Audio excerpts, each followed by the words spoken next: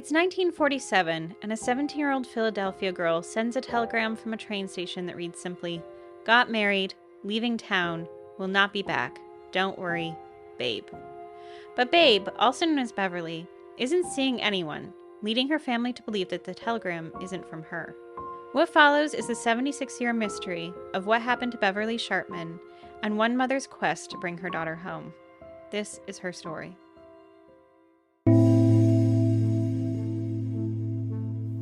Hi, I'm Vanessa. And I'm Amy. And you're listening to She Goes by Jane. At the end of this episode and every episode, we will be joined by a special guest who will read an original poem by Amy Baker about the women we're featuring. This week, we will be joined by guest reader Susan Bennett. Hi, Vanessa. Hi, Amy. So, Vanessa, we're on episode 18, and I just wanted to check in with you because, true crime is not your typical genre.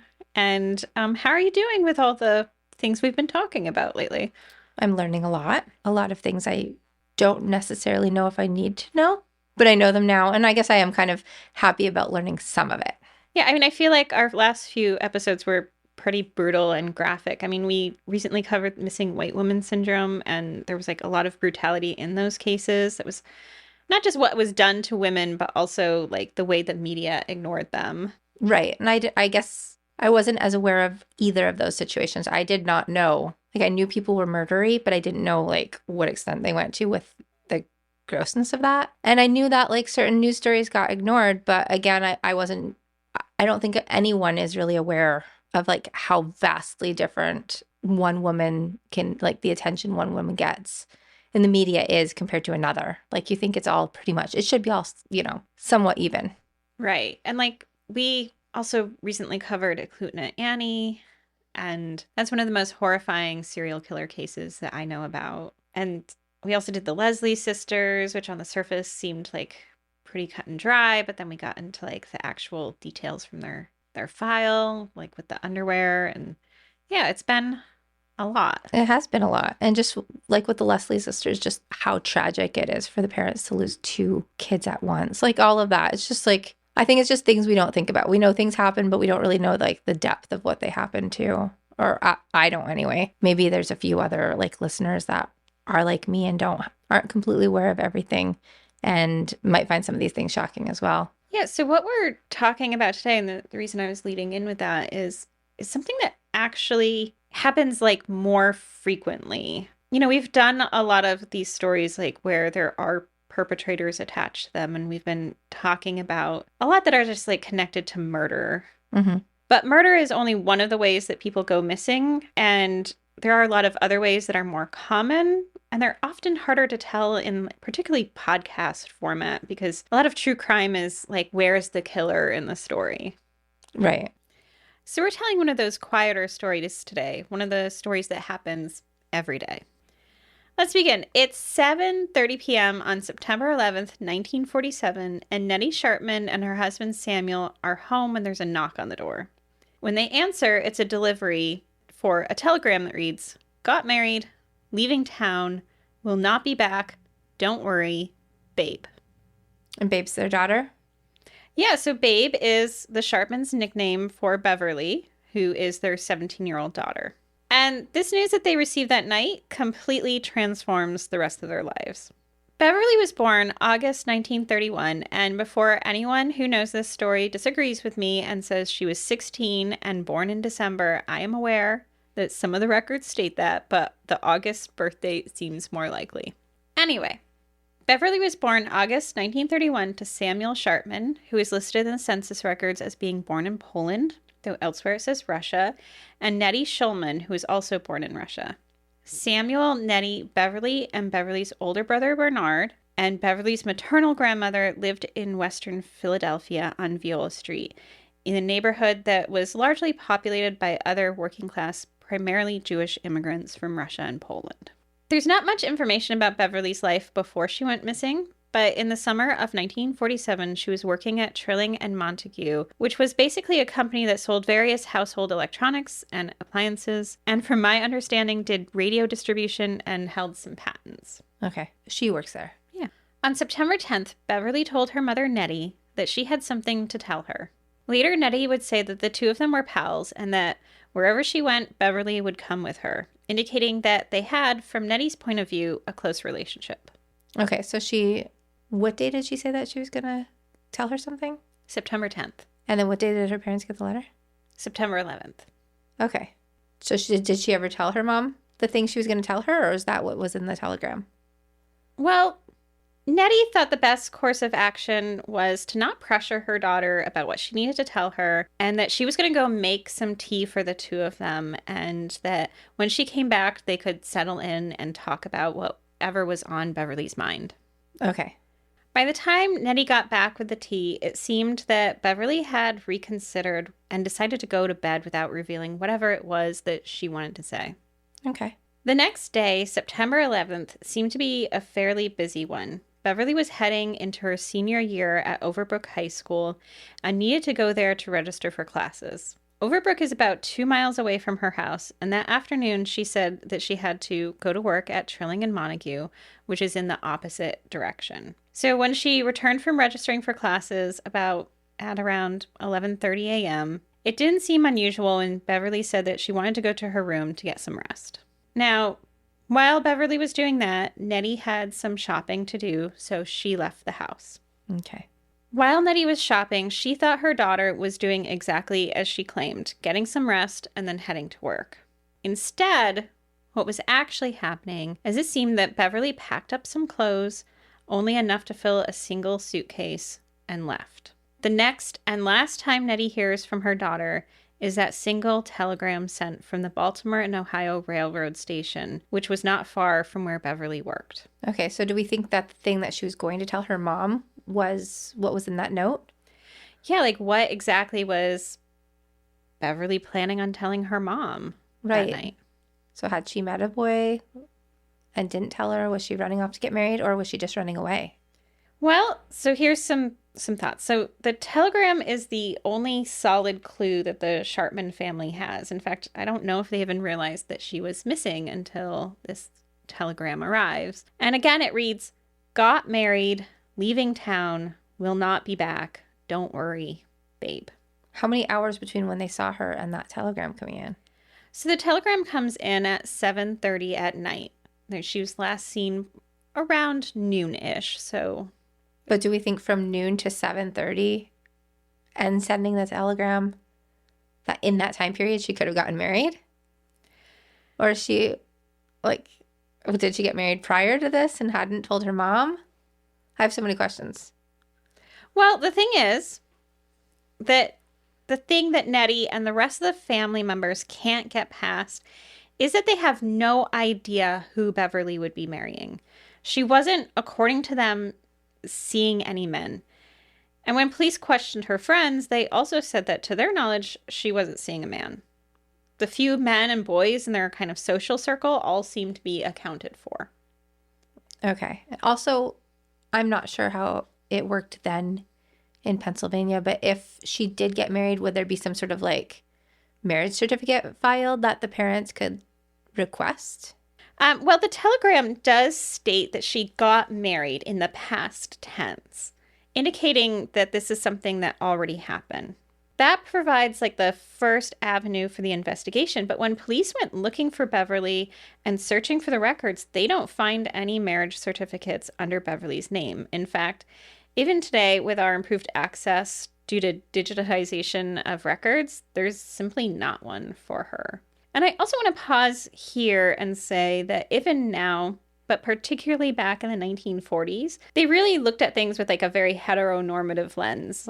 She's missing, let's check the boys, right? But Okay. Did anyone check in on any missing female friends?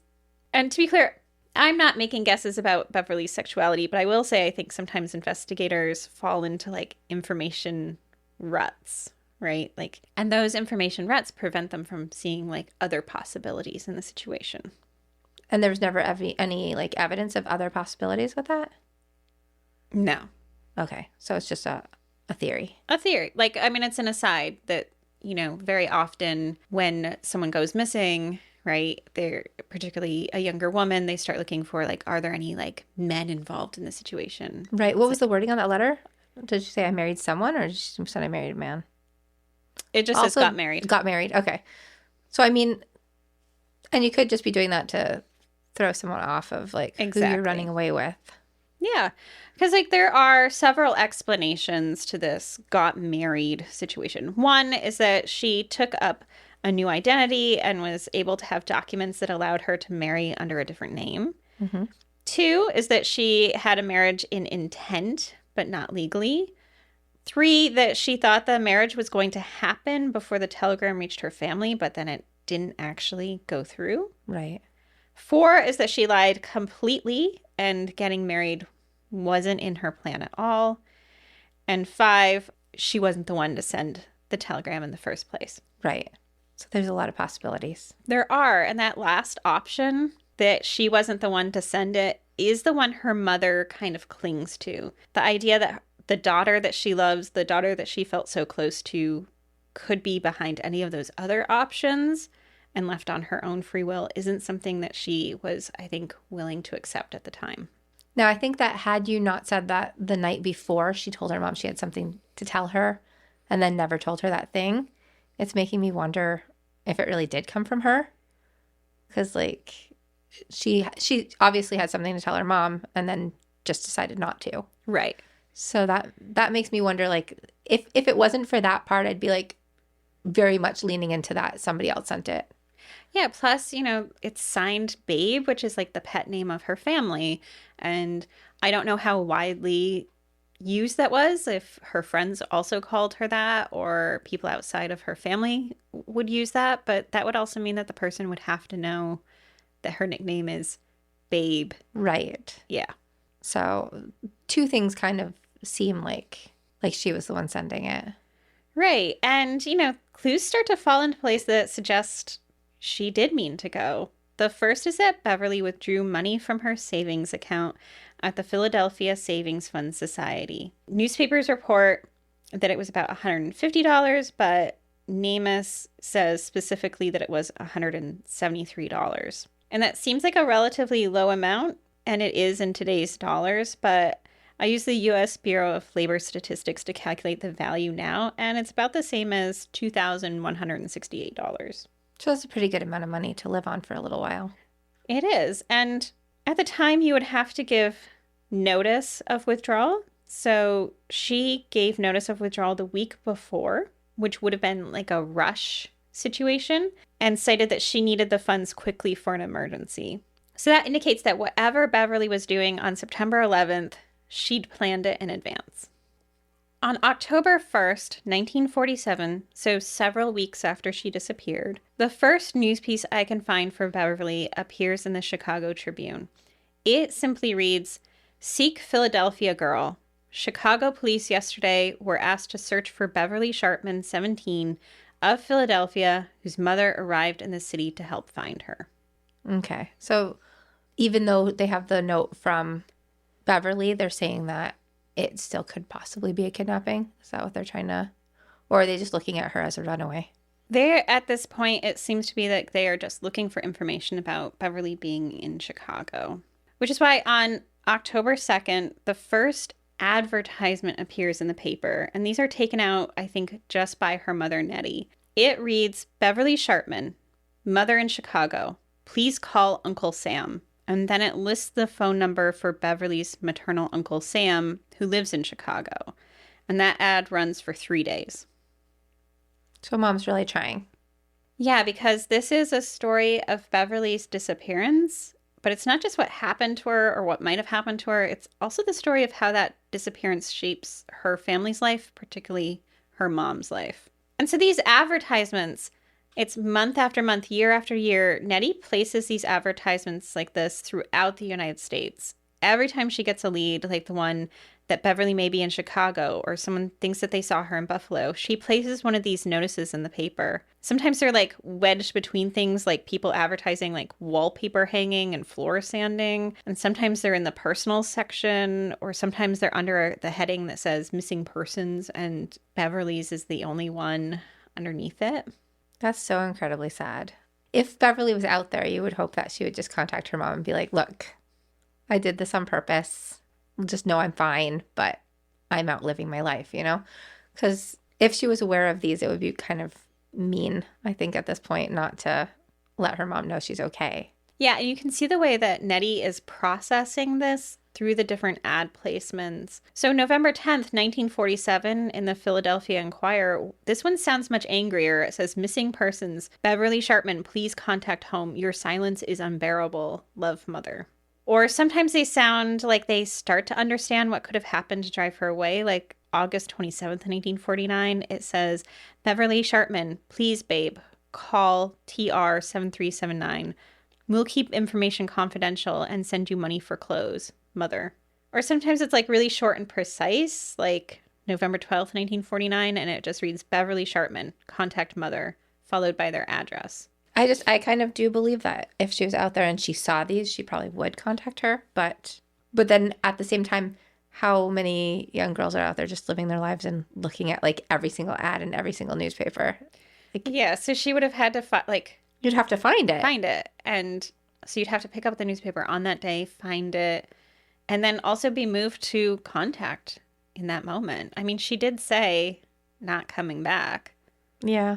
So one of the things that Nettie does is actually use newspapers as a way to kind of send out this like beacon into the world. And this seems to be the path early in her disappearance and straight through. You see Nettie's ads, or you see her cousin writing to the Southern Jewish Weekly in Florida asking them to post about her disappearance. It's like a media strategy of the 1940s. At one point, Nettie even takes over Beverly's bedroom and uses that as like her command center. And she reaches out to newspapers and police and the FBI, basically anyone she can think of. That's a lot. I feel like if she wanted to be found, she would have been found by now. We'll be back in a moment.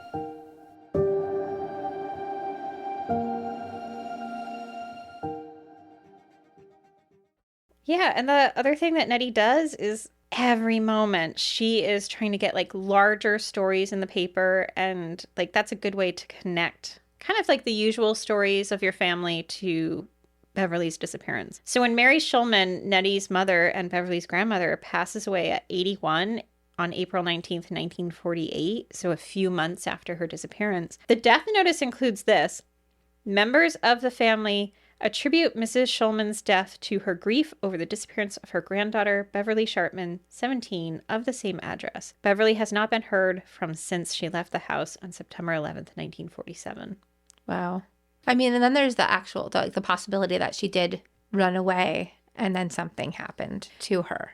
Yeah, I mean, I think when we're talking about people who do run away, like there are any number of possibilities. Like you could have run away and you're just choosing not to contact your family for whatever reason, or you ran away and that has placed you in a situation of like precariousness, right?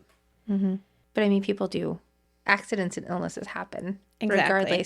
Regardless. So she might have died of some other thing in this meantime. Not in that short period between like her disappearance and her grandmother, but I'm saying in like all those years after. Her mom is putting this out there and she doesn't even know like if she's even Yeah.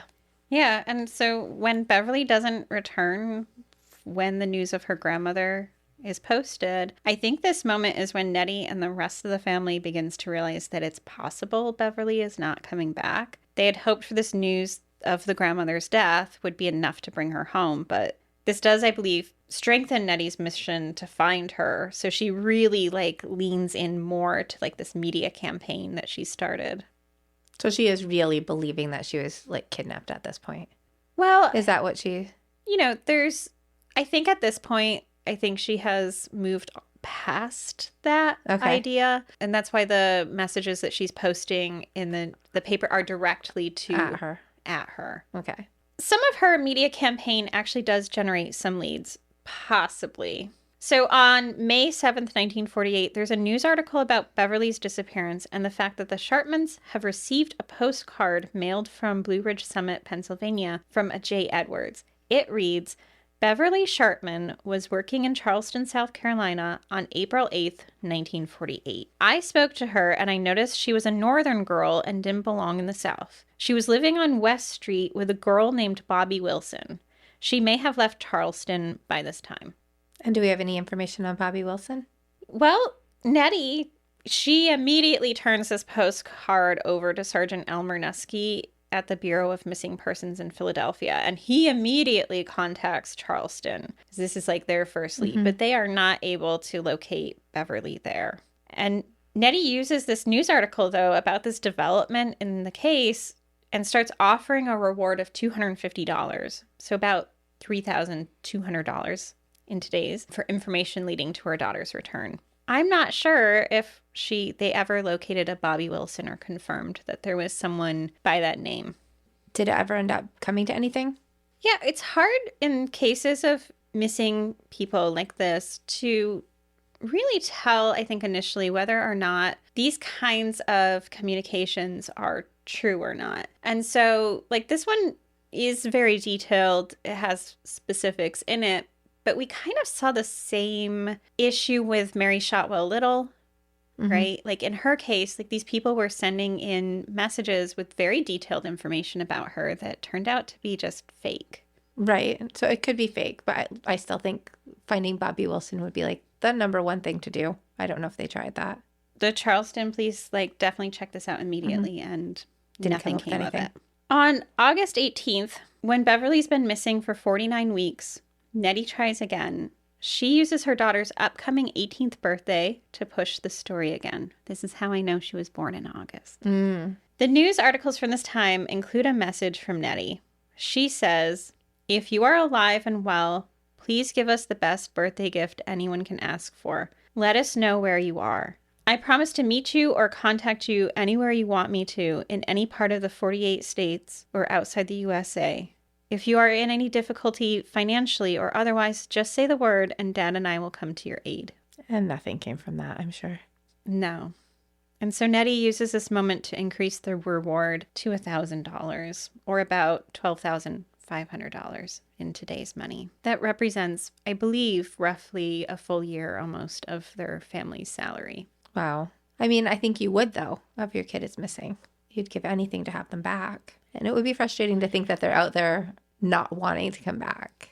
Yeah, and so by late August into September of 1948, so 1 year into her disappearance, Nettie shifts her focus to California as a possibility. She tells reporters that her neighbor is going to be spending a month in California, and while there, that neighbor promises to speak to police in Los Angeles and San Francisco. Nettie says that if they're unsuccessful in this, the neighbor reaching out, that she's just going to go herself. And though I don't have record of her traveling to California specifically, Nettie is not just holed up in Beverly's bedroom. She travels all over the Northeast and the northern parts of the Midwest. Like she's been to Chicago and Detroit and Atlantic City herself, all looking for Beverly. And she's just picking these places randomly, like she has no reason to think that she's at any of these particular places? There are sometimes leads that take her in a direction. She says at some point that it took them months to learn that Beverly purchased a ticket from Philadelphia to Chicago. Okay. So that seems like one of the strongest pieces of evidence that that's the direction she went in. But did she go to Chicago and go someplace else after it? Right. Who would know? And so on March of 1949, her brother Bernard is getting ready to marry Ethel Schlesinger, and articles about the upcoming weddings, like those are pretty common at the time. And so there's one about Bernard and Ethel, and the Sharpmans again use this as a way to try to reach out to Beverly. Nettie says the only thing lacking for her happiness to be complete is having her daughter there or even knowledge of her whereabouts. So I feel like some of these are touching, but at the same time, some of them, like the grandmother and this, feel a little manipulative also. Yeah. So like if Beverly had some sort of reason to run away and then she's seeing these, it could just be like, it could agitate her too. Right. Like, I mean, like the level of guilt here is pretty high. By that summer, though, it's 1949. Right. Summer of 1949. Nettie spends the bulk of her time in Atlantic City. A woman had told her that she'd seen Beverly on a bus going from Baltimore to Atlantic City in June, and that she said she'd taken a summer job there. I mean, anything's possible at this point. Right. And so Nettie's just like combing the streets. And so in November, she moves back, Nettie does, to Baltimore, theorizing that by this point, Beverly would have returned to Baltimore after her summer job ended. She says that when she got off the train and she asked the ladies' room matron at the station if they'd seen Beverly, she said she had 3 weeks ago. Okay. So I feel like Nettie at this point is almost driving herself a little crazy too. Yeah, I think there's some like straw grasping here. Yeah. Right. And Nettie ends up saying, I'm so tired. I've walked so many miles just looking, but I have to keep going until I find my girl. If she is alive, I would be satisfied if she would just contact me to tell me she's alive and well. And meanwhile, Beverly's like dad and brother, are they just kind of trying to live normal lives? You know, it's clear that the driving force behind this is Nettie. And I'm not saying that the other rest of the family didn't help. Right. It's clear later that they do, but yeah. You have to have kind of like a balance there, right? Like, yeah. So like Nettie is out there, you know, like literally walking streets, asking people, showing people her daughter's photo. and unless you're in that situation, you don't know how you're going to deal with it. I mean, I probably would be like Nettie. Mm-hmm. But I know that it wouldn't be like a healthy thing for me or for anyone around me, but I probably would become slightly obsessed with Getting her back. getting her back. And any of those little clues would probably be like fuel for that. Right, because that's all she has to go on. We have some advantages of living in the internet age where we have some advantages of that, but she's like out there like taking out these tiny like newspaper ads and like showing like strangers at the train station. Well, I'm just hoping that her daughter picks up that right newspaper on that right day. And Yeah. the odds of that don't seem very, very likely. Yeah, and so in 1950, Nettie is enlisting the help of the Salvation Army. Perhaps like one of their lesser known services of the Salvation Army is this service, which began in 1885, and it was known as the Family Tracing Service, or sometimes as the Missing Persons Service. Really? They still do it, yeah. I did not know about this. I know. That's kind of cool. Yeah, their goal specifically is to trace missing family members with the goal towards family reunification. That's very nice. Yeah, and so in 1950, this service had offices in New York, Atlanta, San Francisco, and Chicago. And Nettie had already been to New York City countless times looking for Beverly, so she started working with Captain Elsie Van Pelt, who ran the New York City office. Captain Van Pelt said that sometimes her work took only a matter of minutes. Sometimes all it took was looking at local directories or phone books or trade periodicals or newspapers just to find the person. Still, in 1950, she said their office was handling 1,591 cases.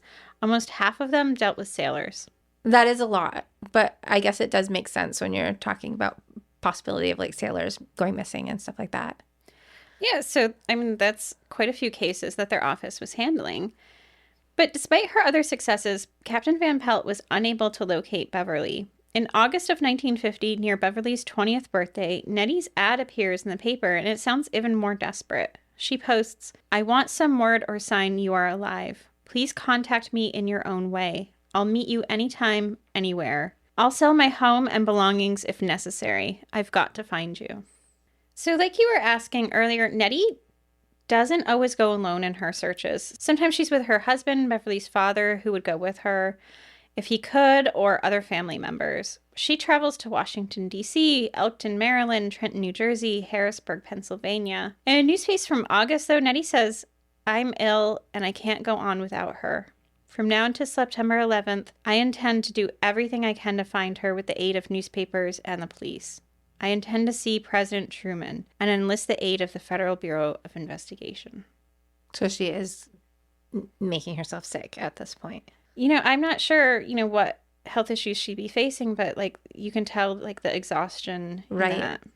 I mean, it could just be health issues brought on from that much stress. So she still takes out ads, particularly near Beverly's birthday. But in 1952, there's a whole row of them from various family members wishing her a happy birthday and asking for her to contact them. And in 1952, you start to see what really seems to be one of the last pushes to find her, at least publicly. In 1941, Elmer Clifton had made these two films, I'll Sell My Life, which is a thriller mystery, and City of Missing Girls. City of Missing Girls is about women who go to a fictional crescent school for the fine arts that's really owned by a gangster who uses it as a front to traffic women into his clubs. Now, these were playing 11 years later in the theater because, well, like access to television. Right. But many of the ads in the Northwest included not just the showing times, but Beverly's name as a missing person along with the reward. So they're almost using like these movies about like trafficking and other situations to bring her story back up.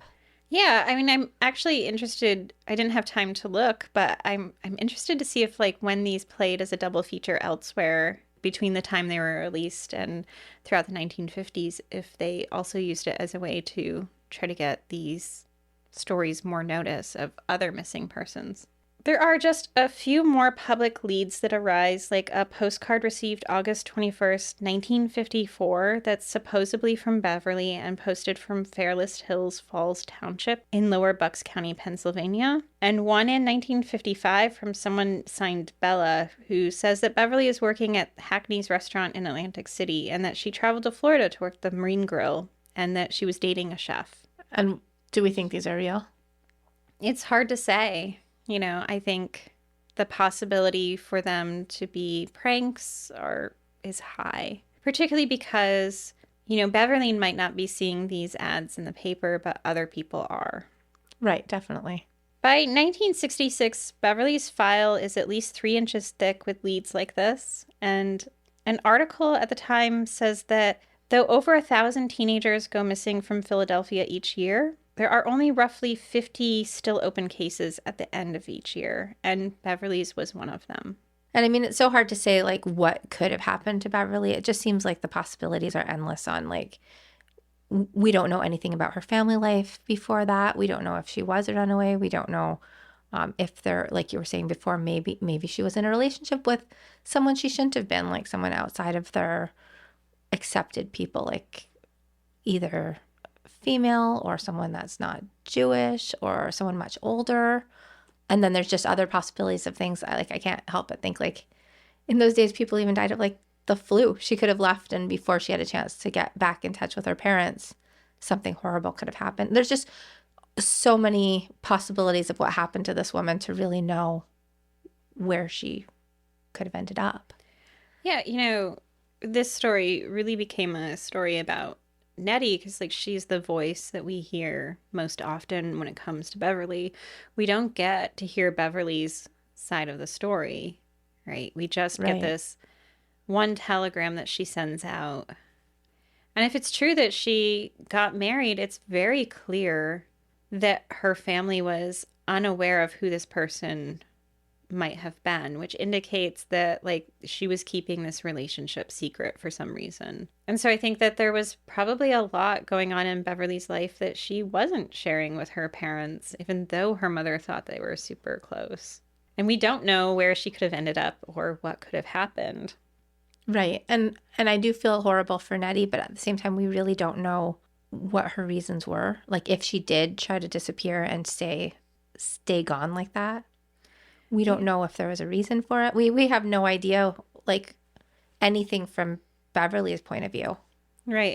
It's Nettie's voice. And so, you know, in 1948, we're kind of one more quote from Nettie, which is, she says, "I shall never give up hope of finding her, though. Her dad, her brother, and I want her to know that we love her and want her to come home where she belongs. We all believe that someday she'll write or come home." But she never did.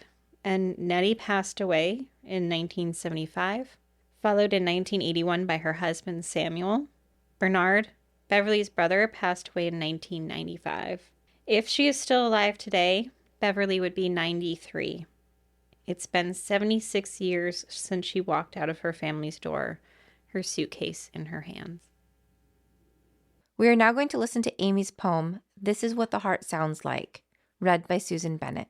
Susan Bennett is the original voice of Siri. She's also the voice of fortune teller Madame Francesca, Melissa the Evil Queen, the Little Elf Star, the Ancient Tree Conifer, and many more. In addition to being a voice actress, she is a former backup singer for Roy Orbison and Burt Bacharach. To find out more about Susan, visit susancbennett.com. At a speed she doesn't recognize, the train leaves Philadelphia heading toward Chicago.